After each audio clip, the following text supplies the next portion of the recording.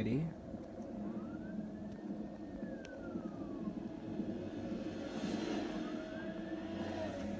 Alright, hey, what is up YouTube? This is Neon Ninja 03, and today we will be coming back with Forza Horizon 3. Now, today we'll be doing something that, well, I'm going to enjoy, even if nobody else enjoys it. And it's gonna be my top 10 favorite cars. Now, this list consists of anything from a D-Class all the way up to an X-Class car. These cars are based on my personal preferences on what can be great for anything, as in cruising, drifting, anything. Start this list off at number 10 is my Nissan Skyline GTR RV Spec S1 895. Now this car is a great car overall. One reason, its body is slick, and it reminds me of Too Fast, Too Furious Brian O'Connor's car, but I painted it black with the yellow wheels to increase its speed and make it better. Yeah, tires can sometimes help a car become an S1 or an S2 class. Anyways, this car is great on handling, and if you're a beginner to Drifter or Forza Horizon 3, I recommend that you find this, and it's a barn find, I'm pretty sure. Now, let's give this car a little test run.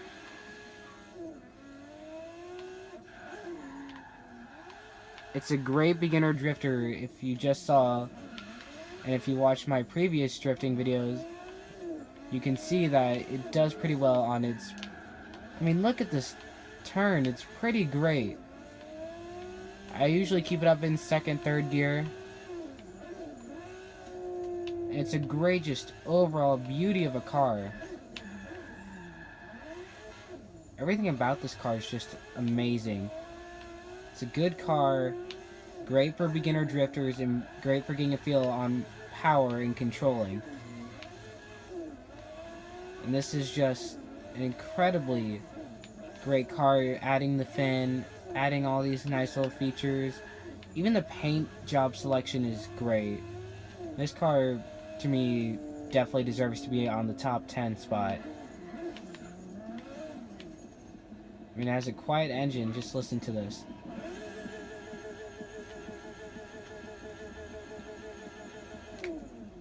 And it's one car that I can say does not sound like a racer car or anything like that. Just listen to that, it's great. Now for the next car.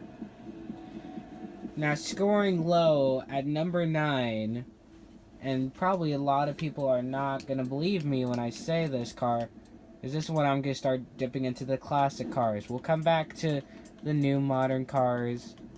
But for right now, we're going to head back in time, let's see, to the Holden. The Holden 2106 FX UTE 1951 car. A-Class. This car, I'm going to say it straight up. It is probably the most boringest, most plain looking cars out there. Why is this car so good? First of all, the interior is beautiful. It's great. Honestly, I would put this at a D class or any class. But it's one of those cars that you just gotta take out to a back road. This car is pretty good on steering radius, considering that it's a muscle that's an old truck. It reminds me of the Ford F-100s. Like I said, guys, you can drift in a truck, and look at that drift chain. Whoa! This car is pretty good, you know, overall. A little bit on the slow lane, not that fast. Third gear, heck, I'm barely hitting 90. Fourth gear, 112 miles an hour. Oh boy. The truck, heck, this could be a cruiser or a good truck to race in. This is just a good truck that, if you're looking for an old muscle truck, you know, you could have like battered up paint, or anything, but I just put this red paint because it shines well, and I don't bring it out ever, because, well, it's just not that fast. It can't compete with the other muscle cars. I mean, this isn't a muscle car, but it's a classic car. It's old, it's rickety, and it just has that kind of country feeling to it. Kind of, you know, just like a truck, yeah, kind of feeling where you want to take a back road or a dirt road. And you just want to put in second gear and not go any faster. This is how I look at it. It's just old truck. I would leave it at D-class for a cruising truck. And now we're gonna dip into the extreme new cars. These are gonna be the extremely, I think, probably the best cars for muscle, for cruising, for just about anything. This car is the Camaro Z28. It's a great car to be driving. It's an S1 class, and it's a 1970 Camaro Z28. This car is loud, it is proud, and it does not give a hoot on what other people think about it. Even with the paint job of the Transformers 1 Bumblebee, it's sure not the exact car, but I think it passes in my book. This car is loud, it is.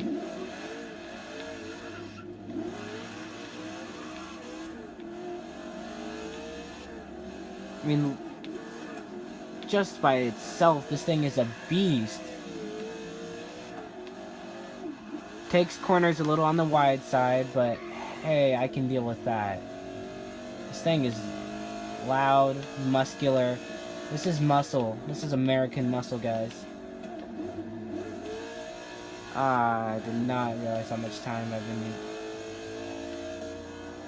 You know, this video is probably going to be dedicated to muscle cars on what I think are the best here.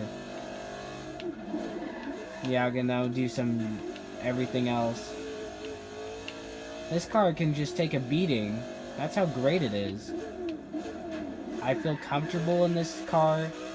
It's loud, it has a V8 engine, rear wheel drive. This thing can take jumps, turns.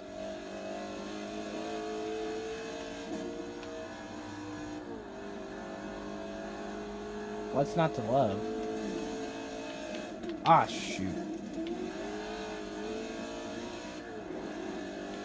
Now, my last American muscle car, or muscle car period, is a car that I was actually surprised to learn how well it does on its rear wheel drive.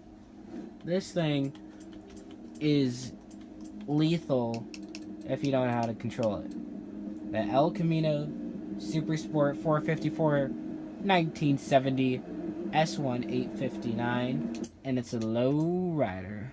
Yep, bring out the low riders, kids, or adults, or whoever is even interested in this channel. Heck, this car is vans and utility. I put a little fin because it improved it.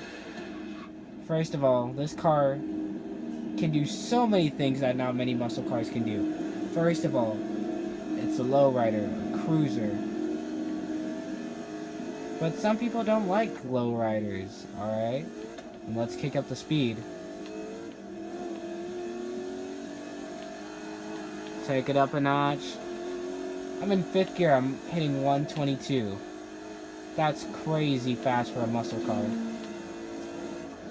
Well, American muscle and classic. Another thing, this thing is to me, is a drifting beast. I just upgraded this thing. I didn't do any particular tuning or anything to it.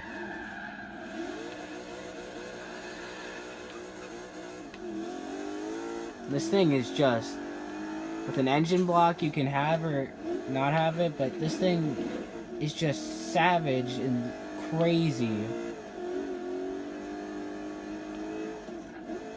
There's nothing out there like it.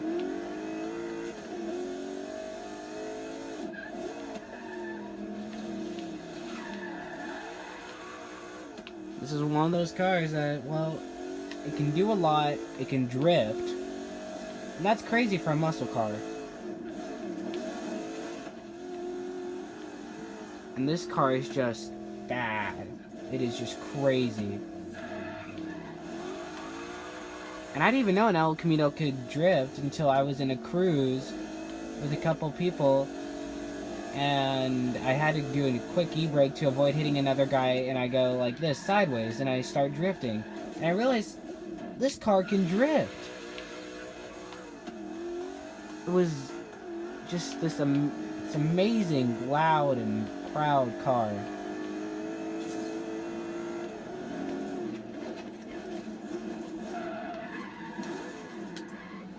Now let's see, what is another car to show off, guys? Don't worry, there's gonna be more. This is car number 3, car number 4.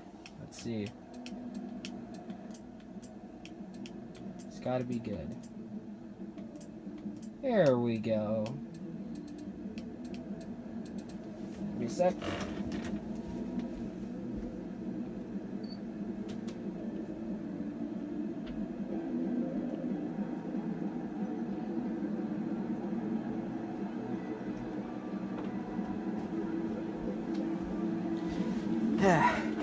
Trying to figure out what car to show off, guys. Let's see. Here we go.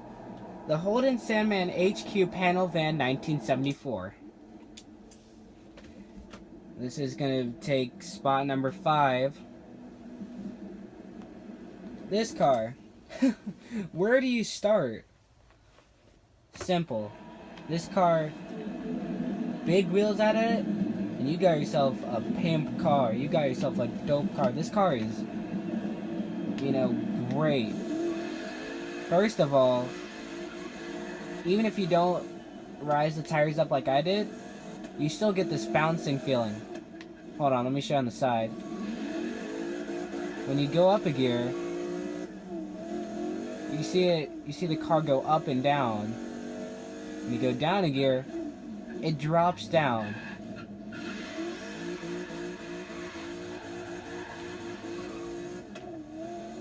Which is incredible. Just sheerly incredible. How great that this car can just bounce up and down, and it's an amazing car. This thing is definitely not good for off-roading, but it is good to show off with your friends, showing that you got the most bad donkey car with the biggest wheels. Because I'm not a big wheel guy, because, well, makes your car slower, it doesn't work usually, but this car, it rocks it. Now we're getting into the top 4. This is where the stuff's gonna be really tough. Let's see. I need a car that's a monster, just crazy fast. Let's see. Need speed, lots of speed. Come on, let me find S2. Here we go. This car is fast. Really fast. And this takes number 4. It's a Jaguar XJ. And it's not the XD type. XJ 220. This thing is fast as fast can be, guys. And, well, I'm gonna cut the video right here. And later on, we're gonna continue on with the faster cars, much more dangerous, much more everything. And guys, this is Neon Ninja 03, and until next time, race on. I don't know why I said that, but